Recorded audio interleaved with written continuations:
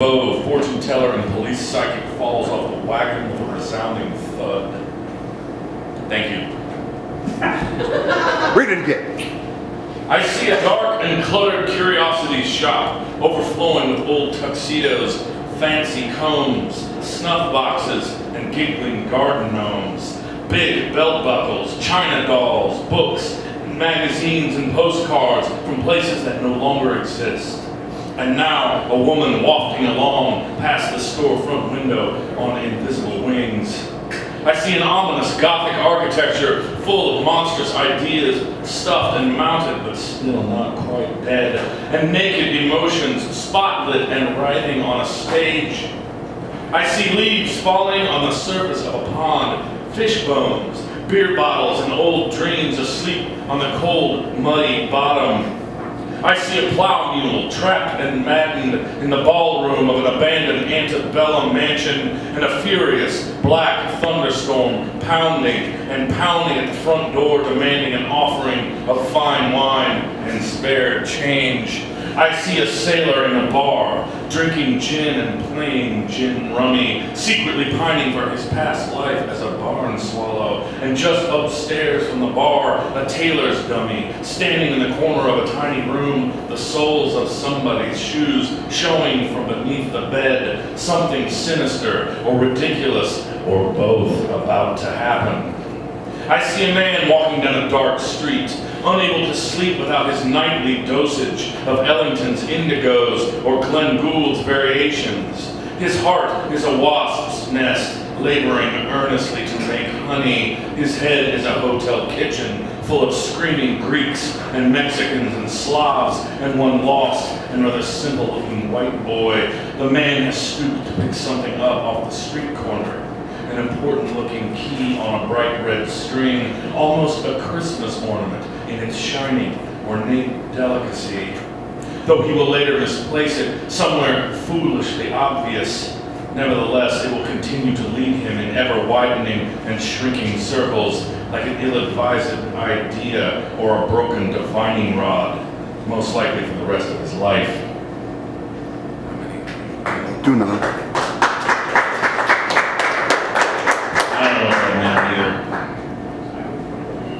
Probably about cheese. It's all about cheese, baby. I'd probably give up meat before I gave up cheese. Loans, lawyers, and lower back pain. We sat on the front porch drinking old, warm Lone Star and old Overholt Rye. A balcony seat overlooking late July's flickering picture show of trees and birds and ribbons of cloud against a molten silver sunset. He talked about loans and lawyers and lower back pain, how his father handed down to him the farm and family debt, how he was fairly sure it was the hard life of a farmer, at least partly the drinking and shouting and throwing of things aside, that became too much for at least 2 of his 3 ex-wives, and finally how one dry, raw August day, 15 misplaced years of planting and selling, struggling and saving and barely scraping by, suddenly resurfaced like a body in a lake, a deep, dark secret no one wanted to know.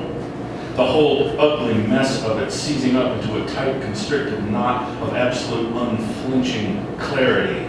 And with a bang, a sputter, and one well-placed motherfucker, it all ground down to an irreparable halt.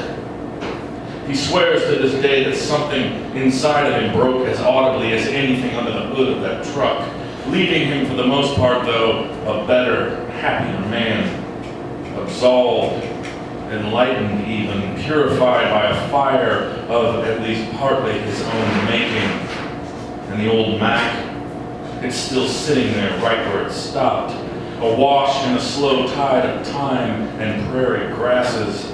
The bed, still full of compost compressed by the layered chemical weight of 20 years of sun, wind, and snow, exploding each summer into a small, dense island of sunflowers. The only proper monument, you could say, to loans, lawyers, and lower back pain. Sure, one more. It's almost over, it's weird. Give us your more angrier stuff. It's no.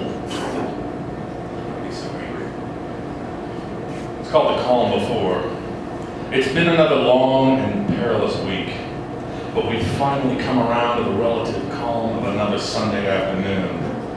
And the sun has just now slipped away behind a slate-gray bank of clouds, and the wind is still rolling around in its dream-soaked sleep over in the vacant, weed-clotted lot across the street. But the traffic around town churns and lurches, and then suddenly stalls. Lurches and stalls, lurches and stalls, all with the passive-aggressive demeanor of massive schools of tropical fish. And so far, it's been another one of those barren, bombed-out type of Sundays, wherein nothing really happens and the weather and the time fight a cold civil war of attrition for a mere toehold on the day. One of those days when you just can't seem to get your bearings or screw your head on straight or locate your proper place in a world full of places where you don't want to be, people you don't want to meet, and useless things you don't need. And all your meager thoughts and sentences are randomly sprouting wings the very second they come into being, it seems. And somehow the very likelihood of what in all likelihood would be some seriously white-hot sex is no big thing. And even Miles and Tom and Monk have unprecedentedly misplaced their swing. Surely the problem couldn't be with you or me. Hell, it could only mean one thing. The clouds, the wind, the traffic racing aimlessly around town, the slow